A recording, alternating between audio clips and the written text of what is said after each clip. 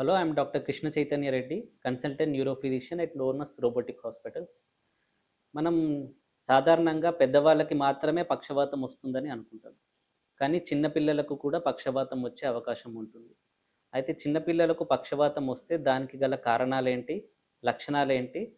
దానికి ఎలా ట్రీట్మెంట్ ఉంటుంది? మనకి పెద్దవాళ్ళకి పక్షవాతం రావడానికి షుగర్ గానీ, బీపీ గానీ, అండ్ సరిగా వ్యాయామం లేకపోవడం కానీ, బాగా లావుగా ఉండడం వల్ల కానీ అయ్యుండొచ్చు. కానీ చిన్న పిల్లల్లో కారణాలు చాలా డిఫరెంట్‌గా ఉంటాయి.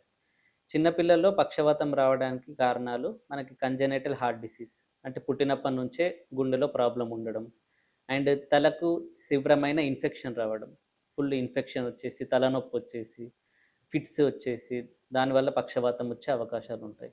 అండ్ తలకి దెబ్బ తాకడం అండ్ మెడలోని తలలోని నరాలలో ప్రాబ్లం రావడం. సో ఇవి అనేక కారణాలలో కొన్ని. అండ్ మనకి పెద్దవాళ్ళలో ఎలా అయితే పక్షవాతం ఒక చెయ్యి కాలు వీక్ అయిపోయి మూతి వంకరగా ఉంటుందో, మూతి వంకరగా వచ్చే అవకాశం ఉంటుందో, చిన్నపిల్లలకు కూడా అలాగే లక్షణాలు వచ్చే అవకాశం ఉంది. కానీ చిన్నపిల్లల్లో మనకు అది గుర్తించడం కొంచెం కష్టం. మనం ఎలా గుర్తించవచ్చు అంటే, మనకి సపోజ్ పిల్లలు బొమ్మలతో ఆడుకుంటుంటే రెండు చేతులతో కాకుండా ఒకటే చేయితోటి ఎక్కువగా ఆడుకోవడం అండ్ నడుస్తుంటే ఒక కాలుతోటి సరిగా నడవలేకపోవడం జరిగినట్టయితే మనం అది తొందరగా గుర్తించి డాక్టర్ దగ్గరికి చూపించాలి.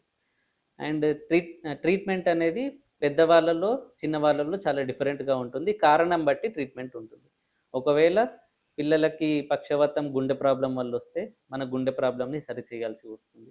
ఇన్ఫెక్షన్ వల్ల వస్తే ఇన్ఫెక్షన్కి ట్రీట్మెంట్ ఇవ్వాల్సి వస్తుంది. సో చిన్న పిల్లల్లో పక్షవాతం లాంటి లక్షణాలు చాలా అరుదు పెద్దవాళ్ళతో కంపేర్ చేసుకుంటే, కానీ గుర్తించడం చాలా చాలా ముఖ్యం. అండ్ నేను ఓనస్ హాస్పిటల్లో మార్నింగ్ 10 o'clock నుంచి ఈవినింగ్ 8 o'clock వరకు అవైలబుల్లో ఉంటాను.